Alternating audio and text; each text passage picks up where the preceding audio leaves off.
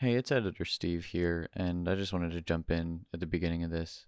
I've been editing for almost 5 hours now, and have cut out a fuck ton from this video. So I didn't feel like getting the camera out, so this is just a real quick voiceover. This is just me and my opinions, thinking out loud. I don't know what the fuck I'm talking about, but this is just the thoughts that I'm having given the information that I'm aware of. I didn't feel like I could not address this at all. So, yeah. All right. I completely understand if you just don't watch this video. I get it, but if you actually care that much about what I think, let's do it. Here we go. Okay. I have done a decent job, I feel like, of trying to keep most of my political opinions about shit off of this channel. I'm sure that some of them are just sort of gonna be there no matter what. And I haven't like actively cut them out, but I have specifically decided not to talk about things uh, just to keep that sort of thing off. But I can't do that about Section 230 and everything that's happening right now because it feels like we're very, very rapidly hurtling towards a cliff that none of us want to go off. And it's sort of worrying for the future of the internet as a whole. At least I find it worrying for the future of the internet as a whole. So, just sort of the baseline for what's going on. Tuesday, the 26th, Trump tweeted about mail in ballots. This is what he tweeted. He said, "There's no way, zero, that mail in ballots will be anything less than substantially fraudulent. Mailboxes will be robbed, ballots will be forged and even illegally printed out and fraudulently signed." And then he says, "The governor of California is sending ballots to millions of people. Anyone living in the state, no matter who they are or how they got there, will get one. That will be followed up with professionals telling all of these people, many of whom have never even thought of voting before, how and for whom to vote. This will be a rigged election, no way." So the first thing here is to address those tweets for what they are. He's laying the groundwork now to contest the election in November. He's setting up this whole thing so that then in November, if he loses, he can attack the legitimacy of the voting process and contest the election. But that there's nothing we can do about that now. But that's what these tweets were supposed to do. And this isn't new. He's been doing this for a long time. But the interesting thing about these tweets is that Twitter put a little annotation underneath them, underneath both tweets, that says, "Get the facts about mail in ballots." And when you click it, it leads you to a Twitter moment outlining all of the misleading information contained in the tweets. Twitter Safety tweeted, said, "We added a label to two @real Donald Trump tweets about California's vote by mail plans as part of our efforts to enforce our civic integrity policy. We believe those tweets could confuse voters about what they need to do to receive a ballot and participate in the election process." They also said, "We also wanted to provide additional context and conversation with regard to voter fraud and mail-in ballots.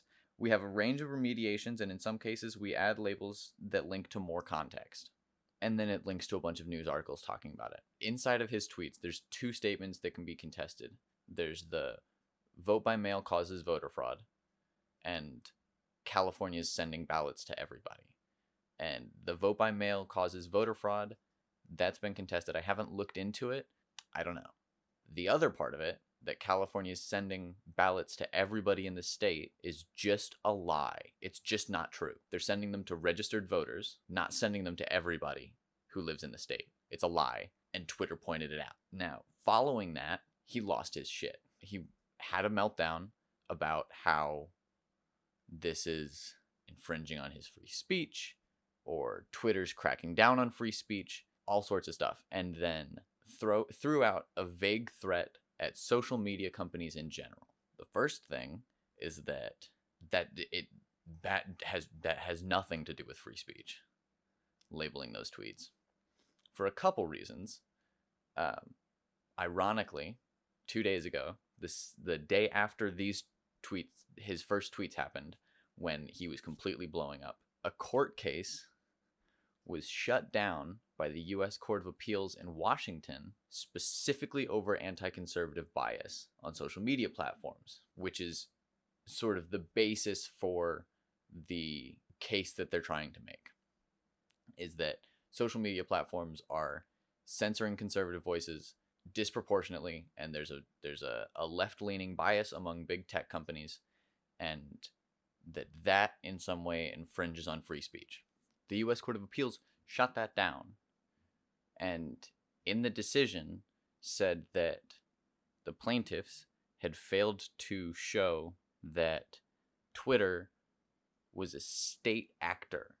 Twitter, Facebook, Google, all of those, they're private companies. The Constitution and the First Amendment applies to the government, not private citizens. If me and you were out in public at a restaurant and you're sitting in the booth behind me and I turn around and tell you to shut up, I'm not infringing on your First Amendment right to free speech. That's not how that works. Being an asshole, you'd have every right to tell me to fuck off, ignore me, whatever, but you could not take me to court for infringing on your First Amendment right to free speech. That's not how that works. So the Court of Appeals shot down that case, right? Like the day that this is all going down. And then it starts coming out that Trump is planning to write and issue an executive order about this, targeting social media companies.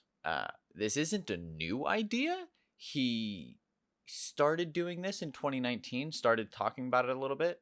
There was an executive order that got drafted in 2019. He drafted it in 2019. There was an early draft that got circulated.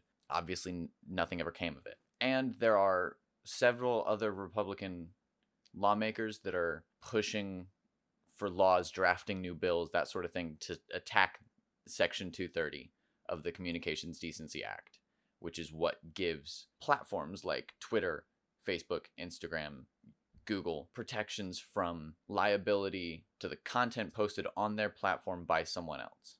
You tweet, that's your tweet being hosted on Twitter, not Twitter saying what's in your tweet. So it provides a bunch of protections. It gives a lot of immunity to hosts and that sort of thing. A lot of different Republicans trying to attack this section of the bill. And at the same time, there are people on the other side of the spectrum also trying to take this bill and rein it in for very different reasons. You have conservatives looking to take down the bill or to strip some of the protections out of the bill because of bias issues, right?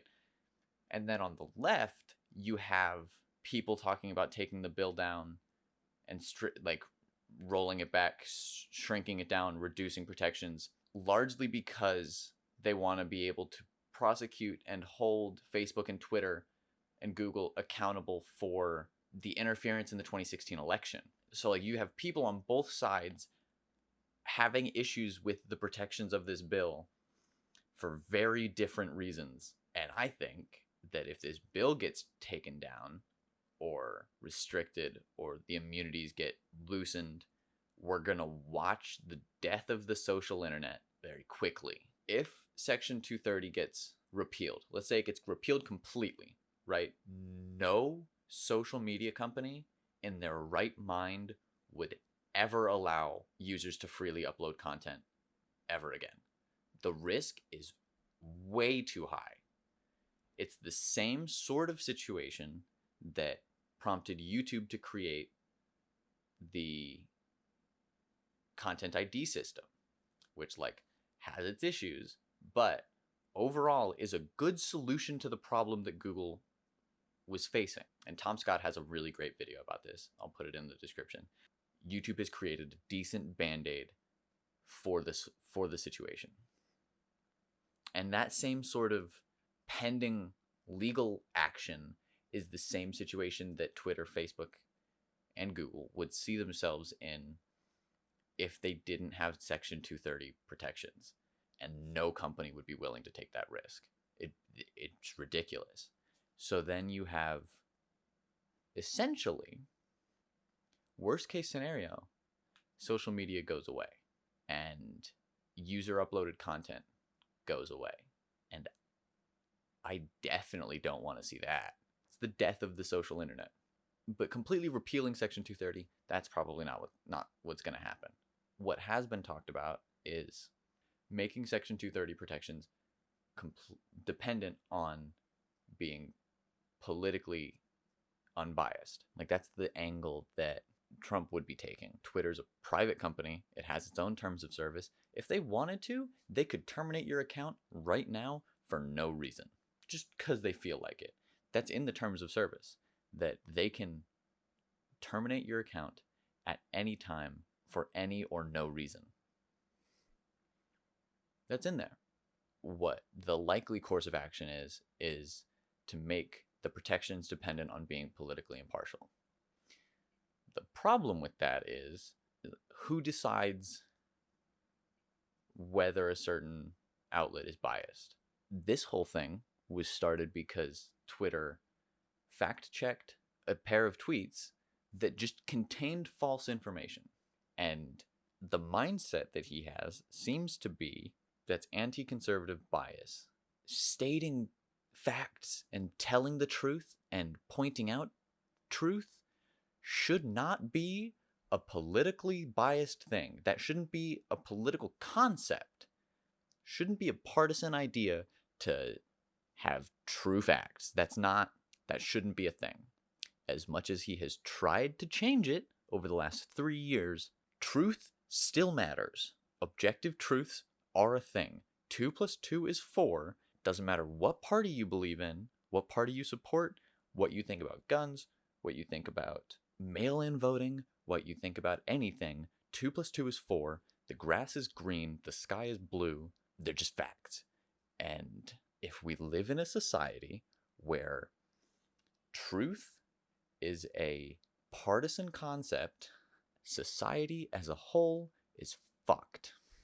They didn't even take the tweet down. They just put a link underneath that said, "Hey, here's the facts." The fact that he thinks that someone fact-checking him is bias when the thing that he said was false, it was a lie. The fact that he thinks that someone pointing out that it was a lie is a political thing says a lot about him and where his mind is at. Like, it says a lot about him.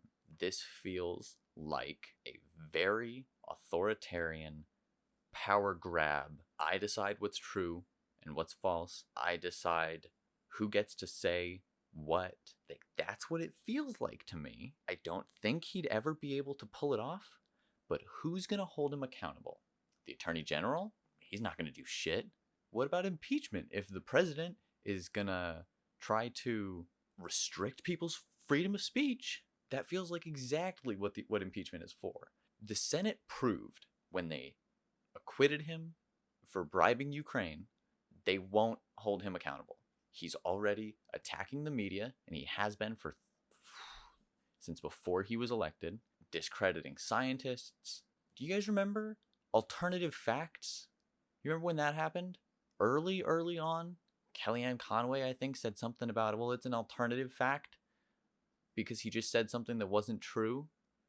And they were like, well, rather than admitting that that wasn't true, we'll make up a concept called alternative facts, which is just a fancy word for lie that means it's not true, but it's true because we say it is. You remember that? I did answer your question. No, you did not. You did Yes, not I answer did. the question of why the president asked the White House press secretary to come out in front of the podium for the first time and utter a falsehood. Why did he do that? It undermines the credibility of the entire White House press office No, it on day doesn't. one. Don't be so overly dramatic about it, Chuck. You're saying it's a falsehood, and they're giving Sean Spicer, our press secretary, gave alternative facts to that. But the point Wait a minute. remains, Val. You sent the press secretary out there to utter a falsehood on the smallest, pettiest thing. I don't think And anybody I can don't prove that. Look, I understand actually why don't you think did that. it. Maybe this is me as a pollster, Chuck, and you know data well. I don't think you can prove those numbers one way or the other. There's no way to really quantify crowds. We all know that. You can laugh at me all you want, but I'm I'm not very laughing. glad. I'm Look, just Chuck, befuddled. well.